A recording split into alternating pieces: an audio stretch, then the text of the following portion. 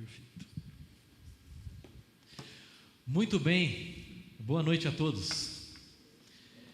Eu quero dar continuidade com vocês à série de mensagens intitulada Exilados, vivendo como discípulos de Jesus em missão no mundo. Eu quero convidar você a abrir a sua Bíblia na carta do apóstolo Pedro, segunda carta do apóstolo Pedro, capítulo 2. Nós vamos dar continuidade a essa série que o pastor Diego tem liderado a gente desde a primeira carta do apóstolo e agora entrando na segunda carta do apóstolo e agora no capítulo 2. 2 Pedro, capítulo 2. No primeiro capítulo, Pedro tratou conosco a respeito de uma crítica que ele estava recebendo. E qual crítica era essa? Uma crítica que era feita aos apóstolos dizendo: na verdade, vocês inventaram que Jesus ressuscitou. Jesus não ressuscitou de verdade, isso é uma invenção de vocês. E Pedro diz: então, deixa eu dizer uma coisa para você. Meus olhos viram a majestade de Jesus. Meus ouvidos ouviram a voz do céu dizendo: este é o Filho amado. E eu estou entregando a minha vida por essa causa. Eu estou morrendo.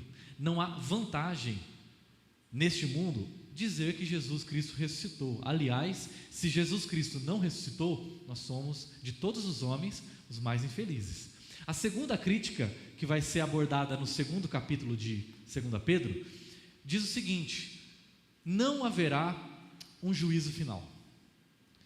Essa ideia que vocês estão propagando de que haverá um trono, de que haverá um juízo, de que haverá um acerto de contas, na verdade é tudo uma invenção de vocês. E aqueles que estão dizendo essa frase, ou dizendo essas coisas, que não haverá um juízo final, eles estão vivendo no mundo de uma maneira imoral e de uma maneira corrupta, buscando lucro desonesto e corrupção sexual. Por isso, imagine você por um momento, pense na possibilidade de que não vai haver um juízo final. Como você viveria? Como você viveria com a certeza de que, na verdade, não haverá um trono, não haverá justiça? De que modo você viveria?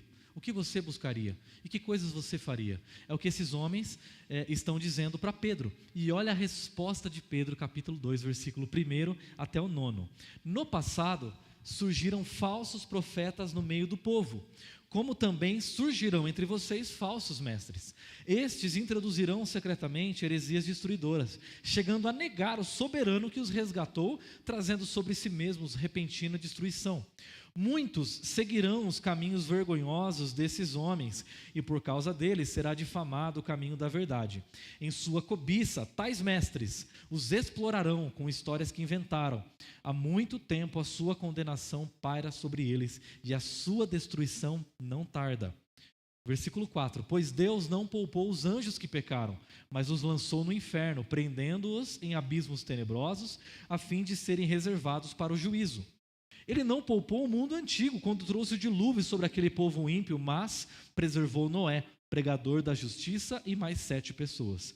Também condenou a cidade de Sodoma e Gomorra, reduzindo-as a cinzas, tornando-as exemplo do que acontecerá aos ímpios, mas livrou Ló, homem justo, que se afligia com o procedimento libertino dos que não tinham princípios morais.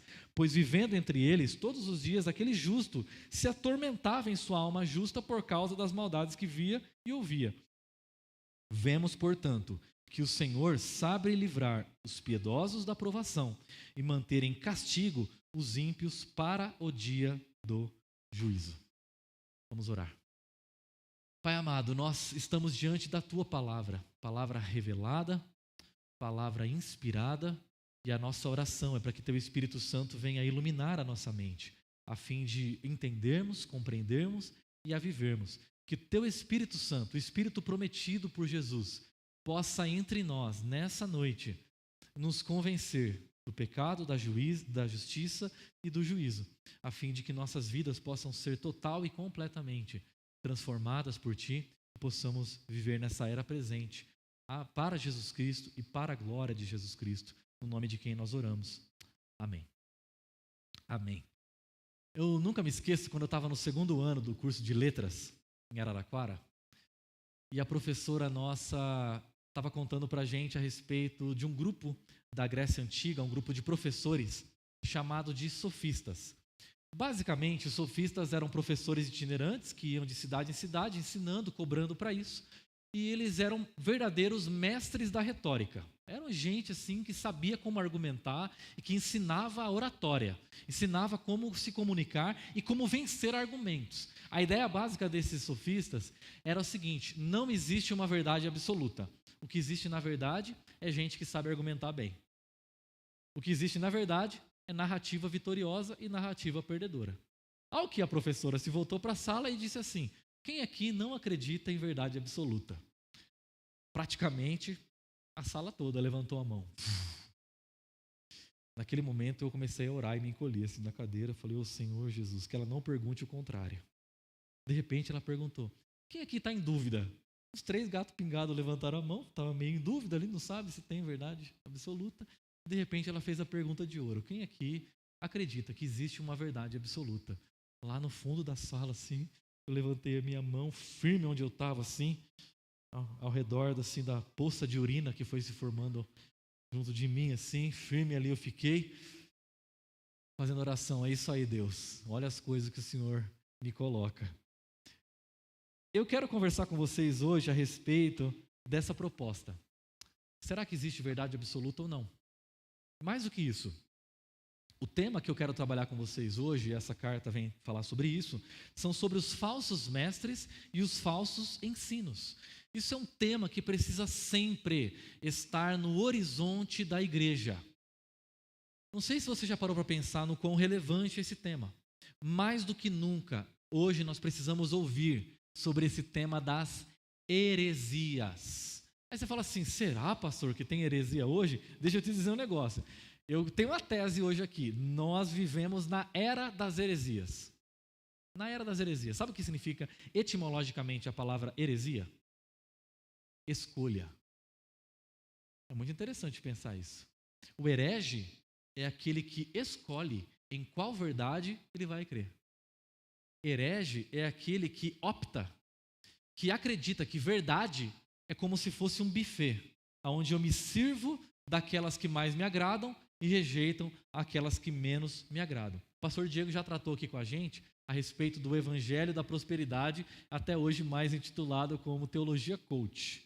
Sem ofender os coaches, obviamente, é aquele tipo de teologia que visa apenas agradar o paladar do ouvinte. Não apenas esse tipo de teologia ou de evangelho, mas hoje anda muito em voga também.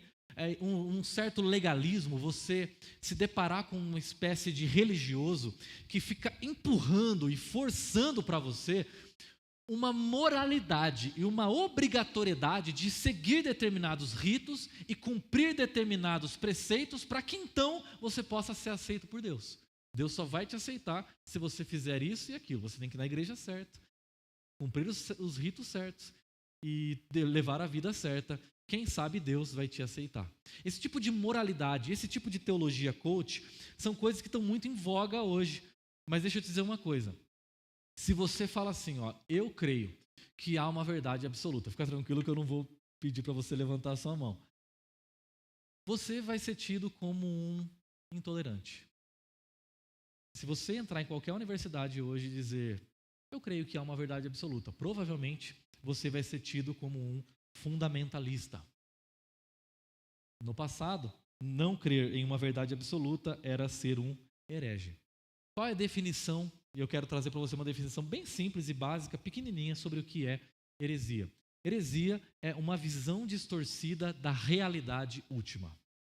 Você olhar para a realidade última, a realidade por detrás dessa realidade que pode ver, e ter uma visão distorcida a respeito dessa coisa. Ou seja, uma visão distorcida a respeito dos fundamentos dessa realidade. Aquilo que dá sustentação ao nosso mundo. Imagina só você ser um engenheiro que não acredita que as vigas, estruturas e colunas de um prédio têm qualquer relação com o peso que ela vai sustentar. Imagina você ser um engenheiro que não acredita que a estrutura de um prédio não tem qualquer relação com o tipo de peso que essa estrutura vai sustentar. O que vai acontecer? Obviamente, esse prédio vai cair. Obviamente, os prédios que você construir vão dar muito ruim. É a fé que nós guardamos nessa estrutura invisível a respeito da realidade que nos faz hereges ou não. Por exemplo, talvez você acredite que a Terra é plana. Embora isso seja um erro, eu vou dizer aqui, acreditar que a Terra é plana ou não te faz um herege, porque você não está falando sobre a realidade última. Acreditar se o Acre existe ou não, se a Austrália existe ou não, isso não faz de você um herege, isso é cometer um erro. Mas faz de você um herege dizer se Deus existe ou não. Faz de você um herege acreditar ou não que Jesus ressuscitou. Faz de você um herege ou não acreditar que a Bíblia é a palavra de Deus, porque nós estamos tratando da realidade última, ou seja, das estruturas que sustentam esse mundo. E nós estamos cada vez mais passando por uma mudança. Presta atenção nisso, talvez você nunca tenha percebido. Uma mudança no paradigma cultural. Para a antiguidade, ser sábio era submeter a vida a leis morais e universais. Antigamente, um sábio era o quê? O sábio era a pessoa que conhecia as leis morais do universo e se submetia e moldava a sua vida a essas leis. Hoje em dia, não. Hoje em dia, ser sábio, para a cultura em que nós vivemos, ser sábio é você criar a sua própria moralidade. Ser sábio é você criar suas próprias leis de quem é Deus, de quem ele deva ser, de quem ele não deva ser e de como você vai conduzir a sua vida. Ser sábio é tentar, presta atenção nisso que é muito importante, é tentar moldar a realidade que eu vejo, aquilo que eu penso e aquilo que eu sinto. Ser sábio para os tempos em que nós vivemos é criar minhas próprias leis de falso, verdadeiro, certo e errado, belo e feio. Ou seja, os valores hoje em dia não são mais descobertos, eles são construídos. Os valores nos quais nós vivemos hoje são verdades construídas pelo indivíduo ou construídas pela sociedade, jamais uma verdade universal e uma realidade última. A verdade no tempo em que nós vivemos se tornou pragmática, racional, terapêutica. Você já ouviu essa expressão? Ah, você vai na igreja? Deve estar funcionando para você, para mim não funcionou muito. Pragmático. Como se a verdade ela existisse para funcionar para mim de acordo com aquilo que eu espero. Você já ouviu a expressão? Olha, ir na igreja tal está fazendo sentido para você, mas para mim não está fazendo muito sentido. Como se a verdade devesse moldar aquilo que eu acredito que tem que fazer sentido. Verdade, ou a palavra de Deus, não existe para fazer sentido, existe para dar sentido. Quando eu acredito que ela tem que fazer sentido para mim, quem está ditando as regras? E quem está dando as cartas? O mundo em que nós vivemos, quem dá as cartas e dita as regras é o eu. Pragmática, racional, terapêutica. Nós acreditamos que verdade, ela, assim, tem que fazer eu me sentir bem. Se é verdadeiro, tem que me fazer sentir bem, tem que me fazer sentir agradável. Já falou ou ouviu expressões como: ai, você está gostando? Nossa, eu estou gostando tanto. Ai, é tão gostoso. Não é? Ai, você está indo em tal igreja, está indo em tal lugar? Nossa, eu não estou gostando muito. Como se o seu gosto fosse o que dá veracidade à palavra pregada. Agora, deixa eu dizer uma coisa. Quando a autoridade na sua vida passa a ser o que dá certo, o que você acha e o que você sente, ao invés da palavra de Deus, nós temos um solo fértil para falsos mestres semearem falsos ensinos. Vou falar de novo. Quando a autoridade na sua vida é aquilo que você pensa que dá certo, aquilo que funciona para você, aquilo que você acha que é o melhor, o modo como você se sente, você tem um solo fértil para falsos ensinos e falsos mestres no seu coração. Eu creio que é por isso que nós vivemos um tempo que nós estamos chamando aqui de Era das Heresias. Nunca na história da humanidade nós fomos tão movidos por aquilo que eu acho, eu quero, eu sinto. Na linguagem do apóstolo Paulo, ele diria que nós somos presas fáceis para lobos famintos. Olha o versículo 1 do capítulo 2.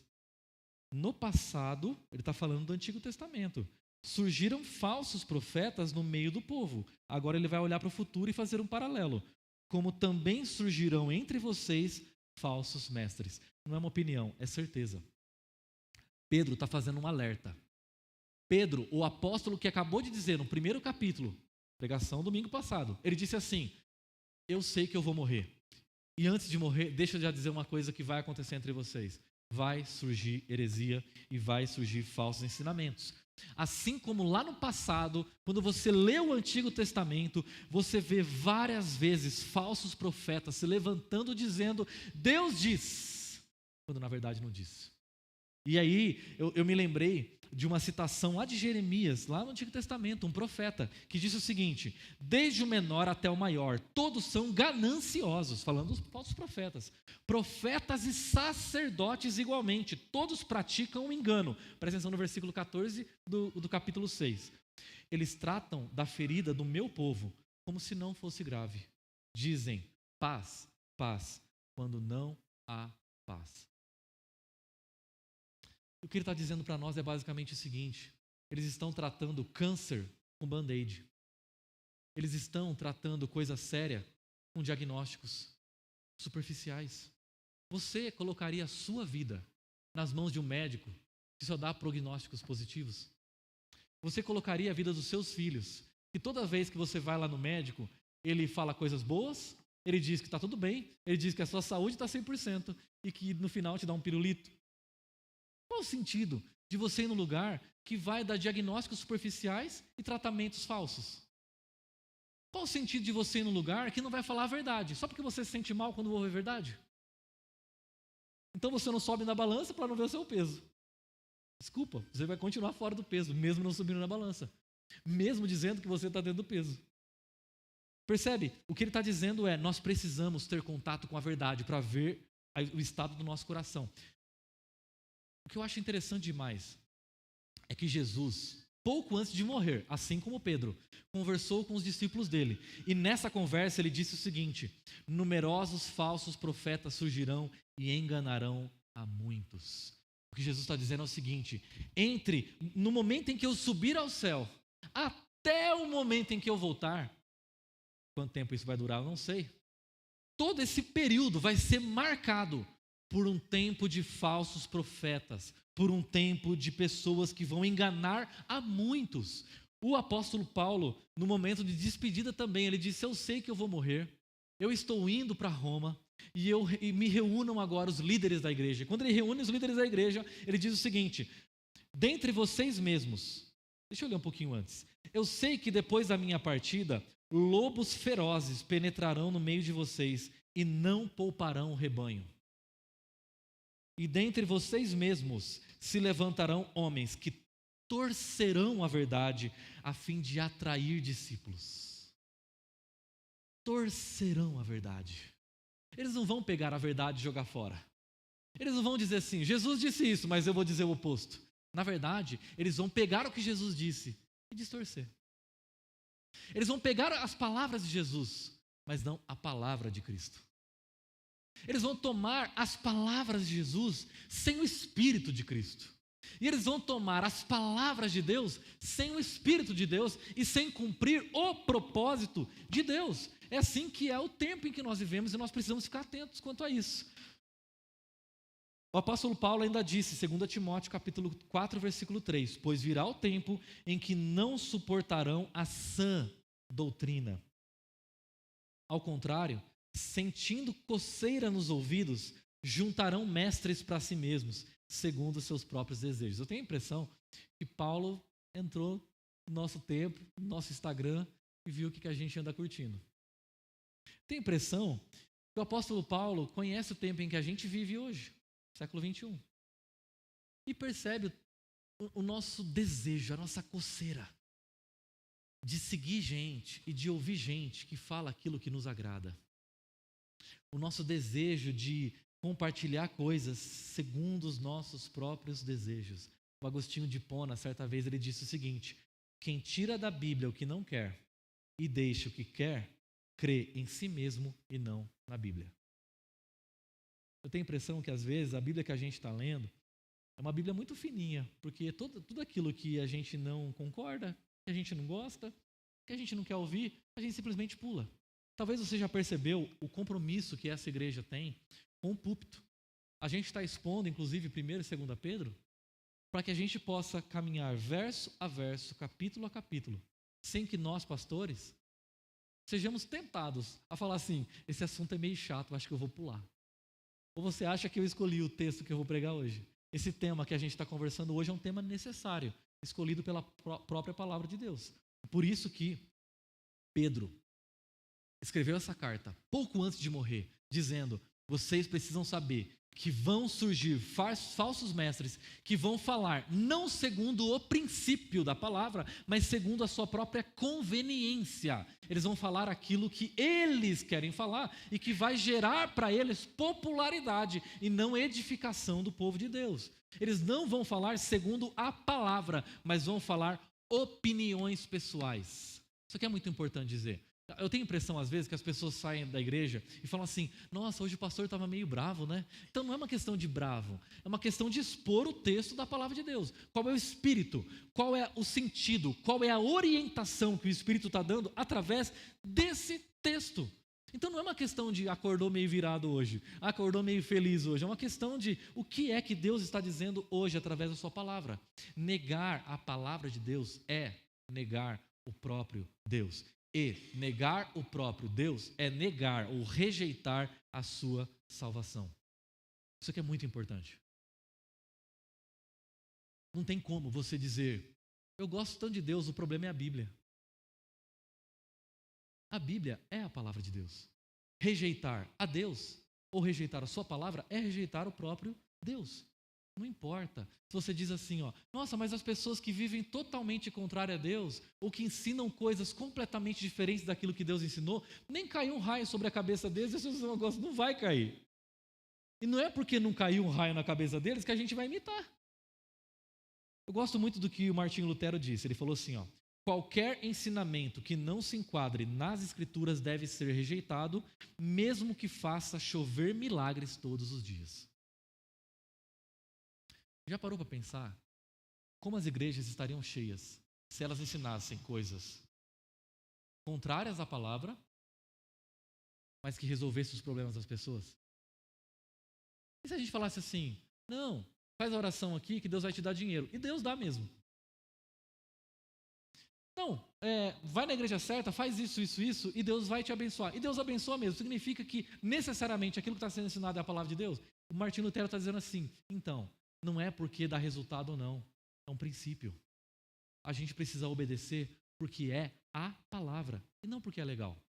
Então para pensar um pouco. Quando você escolhe a igreja na qual você vai frequentar, os discursos que você vai seguir, os posts que você vai compartilhar, você é levado ou faz isso a partir de uma orientação da palavra? Você busca um ensino íntegro e saudável, a sã doutrina? Ou você faz isso apenas a partir daquilo que lhe é conveniente? Eu quero seguir aqui um pouco nos versos seguintes, e olha o que ele diz a partir do versículo 1. Ele diz assim, estes introduzirão secretamente. Eu gosto dessa expressão. Sutilmente. Sem que você perceba. Gente que você ama e gosta, dizendo coisas opostas à palavra. Amizades. Gente que você segue. Gente que você gosta. Sutilmente, secretamente, imperceptivelmente, trazendo uma mensagem oposta à mensagem da cruz. E ele continua dizendo, eles introduzirão secretamente heresias destruidoras. Eles colocarão vigas que não sustentam. Eles colocarão estruturas e colunas incapazes de sustentar, incapazes de fazer com que você permaneça. É um ensino destrutivo. E ele continua, chegando a negar o soberano que os resgatou. Chegando a negar a soberania, a autoridade de Cristo sobre as suas vidas. E aí ele traz uma palavra muito séria, gente. Trazendo sobre si mesmos repentina destruição. Olha no versículo 3 o que ele diz. Há muito tempo a sua condenação paira sobre eles e a sua destruição não tarda. São palavras pesadas. Ele está dizendo o seguinte: olha, tendo em vista que esses homens estão negando o juízo, negar o juízo os coloca sob juízo. Negar o juízo que virá os coloca sob o juízo que virá. Dizer que não haverá condenação e que não haverá juízo e que não haverá um trono e um tribunal divino faz com que esses mesmos homens sejam submetidos e condenados por esse trono. O texto ainda diz, versículo 2: muitos seguirão. A mesma expressão que Jesus usa.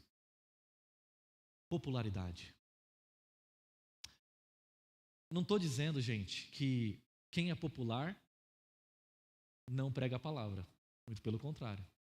Mas aqueles que pregam a palavra distorcida certamente buscam popularidade. Certamente buscam aquilo que vai mais dar curtida. Aquilo que mais vai dar seguidores. Porque no final das contas é tudo que eles estão procurando. Ainda o texto continua. E por causa deles será difamado o caminho da verdade. Em outras palavras, ele está dizendo para nós, por causa desse ensino pervertido, distorcido, o caminho de Deus vai cair em descrédito. Por causa dessas pessoas e desse ensino pervertido, as pessoas vão olhar para a igreja e dizer, mas não era a igreja que deveria estar ensinando a verdade? O que é esse tipo de coisa? É por isso que tantas vezes a igreja, eu estou falando igreja, é tida em descrédito pelo mundo.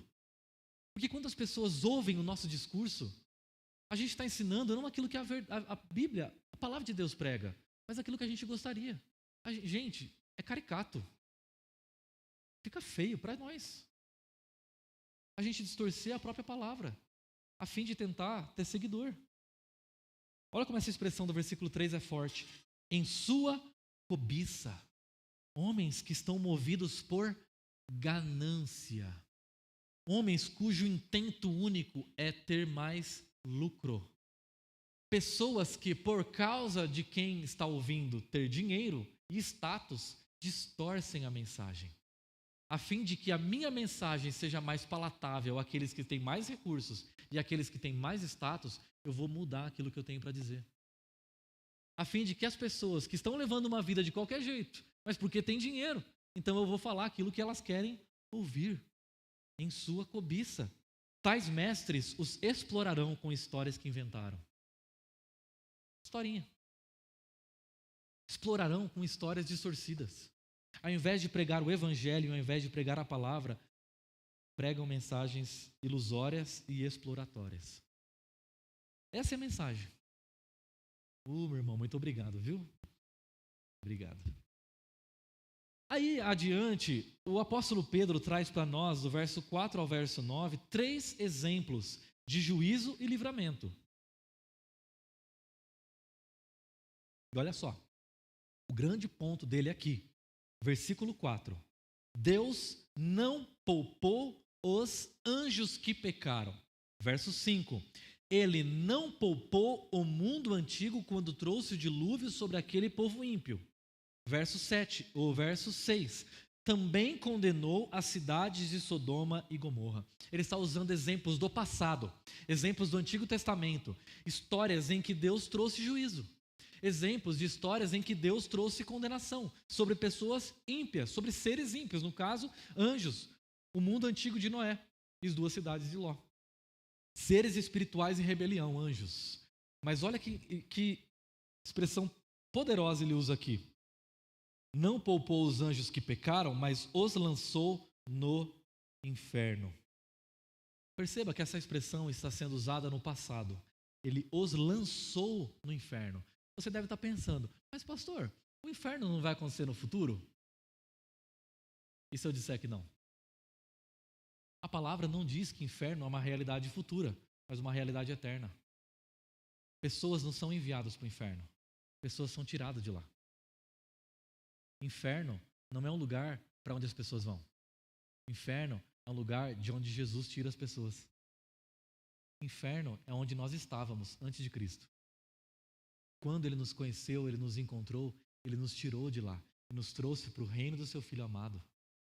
Antes, nós estávamos em ignorância, em desconhecimento e em rebelião contra Deus. Então, o que ele está dizendo é que todos aqueles que permanecerem no inferno, todos aqueles que permanecerem em rebelião contra Deus, mesmo tendo conhecido a sua palavra, serão condenados. Um juízo recairá sobre o inferno e sobre todos aqueles que lá permanecem. Em oposição, e aí ele vai trazer para nós exemplos, de pessoas que foram libertas, pessoas que foram tiradas. O exemplo de Noé é o exemplo de alguém que foi poupado, mesmo em um mundo condenado. As pessoas, para serem condenadas, elas tiveram que sair do lugar onde elas estavam? Não, a chuva caiu. As pessoas que estavam nas duas cidades de Ló, Sodoma e Gomorra, elas tiveram que ir para algum lugar? Não, elas só permaneceram onde elas estavam. Por que isso é importante a gente entender? Porque para nós, muitas vezes, a gente está no neutro. De verdade. Às vezes a gente pensa assim, não, Deus, é o seguinte, eu estou aqui no neutro, eu vim na igreja para ver para onde eu caio, para a direita ou para a esquerda, o céu ou o inferno. Deixa eu te dizer uma coisa, não tenho neutro. Quando eu era adolescente, minha avó já dizia para mim, o muro é do diabo. Então, pode parecer uma má notícia, uma péssima notícia dizer, então pastor, se eu não entreguei minha vida para Jesus, eu estou no inferno? Sim, mas deixa eu te dar uma excelente notícia. Se Jesus não voltou ainda, dá tempo de sair.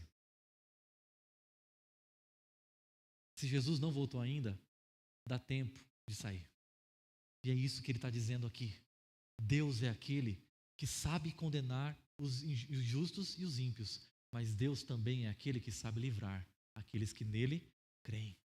Pensa, a história de Noé foi sobre isso. Mas ele usa a expressão 8. Noé mais 7. Sabe por que ele usa a expressão 8? Para dizer o seguinte, no tempo de Noé, não tinha um justo. Você acha que a coisa está feia hoje? Você lê as notícias, fica sabendo de terror, guerra, aí você fala assim, nossa, hoje a coisa está tão feia. No tempo de Noé só tinha um íntegro, Noé.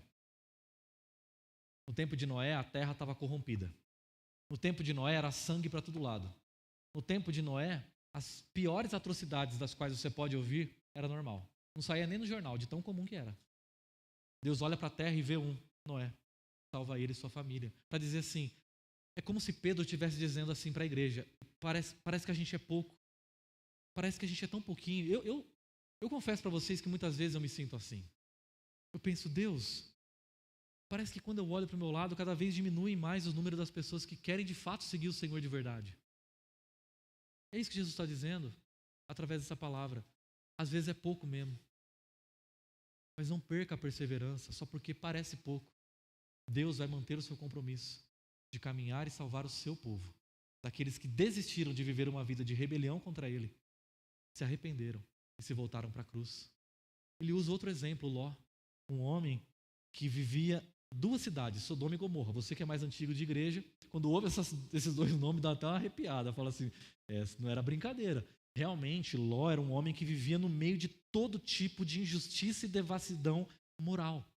Todo tipo de miséria, escravidão, assassinato, pedofilia, orgia, estupro e tudo que você pode imaginar. E Jesus, ele cita os exemplos de Noé e de Ló, os mesmos exemplos para falar sobre juízo divino. Olha o que ele diz. Assim como foi nos dias de Noé, também será nos dias do Filho do Homem. O povo vivia comendo, bebendo, casando-se e dando-se em casamento, até o dia em que Noé entrou na arca. Então veio o dilúvio e destruiu a todos. Aconteceu a mesma coisa nos dias de Ló. O povo estava comendo e bebendo, comprando e vendendo, plantando e construindo. Mas no dia em que Ló saiu de Sodoma, choveu fogo e enxofre do céu e os destruiu a todos. Acontecerá exatamente assim no dia em que o Filho do Homem for revelado. Quando Jesus voltar, não vai acontecer assim. O pastor Diego vai estar pregando, ele vai falar, gente, fiquei sabendo, vai ser essa semana, vamos preparar todo mundo aí, Jesus volta. Não. Vai ser de repente. Não vai dar tempo. Aqueles que não correram para Cristo antes, não terão tempo de correr na hora. Do mesmo modo como veio o dilúvio, e do mesmo modo como veio o enxofre do céu em Sodoma e Gomorra, da mesma maneira acontecerá no fim. É o que Jesus está dizendo, vai ser repentino. Vai ser de uma vez, e com certeza vai acontecer. O que essas 3 histórias ensinam para a gente, e aí com isso eu vou encerrar. 3 verdades. Primeira delas, haverá um acerto de contas. Eu não sei você, mas quando eu penso na ideia de que haverá um tribunal, eu penso, Deus, será que tinha que ser assim mesmo? Será que tinha que ter um tribunal mesmo? E será que tinha que ter uma condenação mesmo? É isso que passa no meu coração. Só que aí eu penso o contrário. E se não tiver? E se Deus simplesmente fizer vista grossa e falar, tô nem aí? E se Deus falar assim, tá tudo bem? É esse tipo de mundo que a gente quer? É esse tipo de Deus que a gente serve? Essa semana a gente assistiu o filme O Som da Liberdade. Talvez alguns de vocês já assistiram. Esse filme explora a ideia de um ambiente, de uma rede global de tráfico e exploração sexual infantil. E aí eu fui levado a uma realidade. Isso não é filme que eu vou falar, é verdade. No Brasil, a cada 24 horas, 320 crianças e adolescentes são explorados sexualmente. 75% são meninas, em sua maioria negras. Vítimas de espancamento, estupro, viciadas em álcool e drogas e submetidas a infecções sexualmente transmissíveis. Quando eu assisti esse filme, eu pensei, eu não quero apenas que essas crianças sejam devolvidas aos seus pais. Eu quero que essas pessoas que fizeram isso paguem. E nós, gente, vivemos no Brasil, um país que claramente a justiça não é feita. Um país em que claramente a corrupção anda solta. E um país onde claramente há impunidade. Se tem um povo que deveria desejar que haja um tribunal divino e justo, somos nós. Se tem um povo que deve clamar a Deus que haja um tribunal, somos nós. Porque nós somos a prova de que a justiça humana é falha. De que a justiça humana é perversa. E de que a justiça humana é corruptível. Nós somos a maior prova. E nós deveríamos ser os que mais desejam um mundo com um tribunal justo. E 2 outras coisas esse texto ensina. Que os ímpios serão condenados. Mas deixa eu dizer uma coisa que pode parecer um detalhe, mas não é. Serão condenados por suas obras. Deixa eu te dizer uma coisa.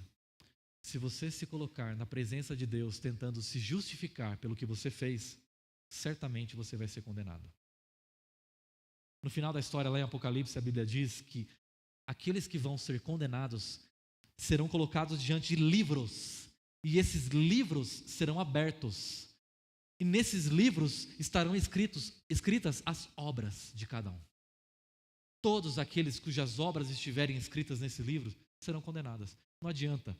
Quando você ver esse livro sendo aberto, torcer, fazer figa, orar, e o que quer que seja, para que boas obras sejam descritas e essas boas obras suas te salvem, não vai acontecer. Há um outro livro, e aí há um só. E nesse livro não tem obras. Nesse livro tem nomes. Não tem uma obra. E essa é a segunda coisa. Os justos serão salvos por sua fé em Cristo. Fé na obra de Jesus. Fé naquilo que Deus fez por mim. Fé no amor demonstrado na cruz de Cristo. Por isso que Deus não me conhece pelas obras, mas pelo nome. Porque Ele não está interessado no que eu possa fazer, mas em quem eu sou. Deus vem nos conhecer pela nossa identidade e não pela nossa atividade. Quando eu tenho conhecimento de Deus a partir da minha identidade, eu me torno justo. Porque é a fé que me torna justo. E a fé é o que me transforma. Os justos nesse mundo, todos, deixa eu dizer uma coisa, gente. Todas as pessoas que colocarem a sua fé em Jesus se tornam pessoas justas. E a partir do momento em que elas se tornam pessoas justas, viver nesse mundo vai ser difícil. O que essas histórias vêm me dizer é o seguinte: ser Noé não foi fácil. E ser Ló não foi fácil. Noé passou anos construindo uma arca. Se coloca no lugar de Noé um pouquinho. Nunca choveu. Não tem água perto. Não tem lago, não tem rio. Ele constrói uma arca. Qual que é o sentido? Aí ele fala, não, é que a água não vai vir de baixo, a água vai vir de cima. O pessoal olha para o alto, sol. Assim, Noé, você está louco? Ser Noé não foi fácil. Mas ser Ló também não foi. Porque ele viveu num mundo cheio de tentações, o mesmo que eu e você vivemos. E a Bíblia fala aqui nesse verso que Ló era afligido pelas tentações. Todos os dias Ló era afligido por aquelas tentações. E um dia, Deus decidiu julgar as duas cidades onde Ló vivia. E ele falou assim, Abraão, eu quero contar para você que eu vou destruir essas duas cidades. Abraão olhou bem para Deus e lembrou que o sobrinho dele, Ló, estava lá no meio de Sodoma e Gomorra. Ele falou, Deus, se tivesse 50 justos, o Senhor poupa a cidade? Aí Deus falou, por amor aos 50, eu poupo. Aí Abraão falou assim, e se tiver 45 justos? Aí Deus falou, não, se tiver 45, por amor aos 45 eu poupo essas cidades. E se tiver 40? Deus olhou bem para Abraão e falou, beleza, 40. E 30? Foi sucessivamente até Abraão chegar em 10. Deus desce, nem 10 ele encontra, mas ele encontra Ló. Ele poderia ter condenado toda a cidade com Ló lá dentro. Sabe o que ele faz? Ele tira Ló de lá. Ele tira Ló. Por amor à sua justiça. Deus condenou o mundo inteiro, mas salvou Noé e sua família. Deus condenou 2 cidades, mas salvou Ló e sua família. Olhe para a cruz, para que sejam salvos. Você, não para o pecado, mas sinal de salvação para o pecador. É sobre essa cruz que nós vamos cantar agora. Sim, eu amo a mensagem da cruz. É por meio dessa cruz que você pode ser salvo. É por meio dessa cruz que você será justificado. A cruz é como a arca. Todos aqueles que depositam sua fé nela serão salvos. E todos aqueles que permanecerem fora dela serão condenados.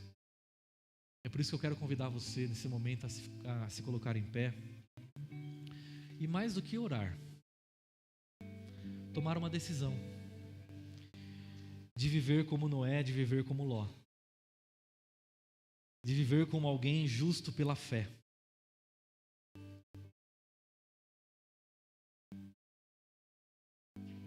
Nesse mundo de provações, nesse mundo de tentações, eu e você podemos viver de um modo justo, olhando para a cruz. Por isso eu quero convidar você a fazer essa oração comigo. Senhor, são tantas as provações que me cercam, e são tantas as tentações que me rodeiam, mas eu só posso olhar para a tua cruz. Só esta mensagem pode me salvar. Senhor, eu não quero ser condenado com o mundo. Se o Senhor providenciou uma arca, e se o Senhor providenciou uma saída, eu quero, Senhor, sair. Eu quero, Senhor, viver.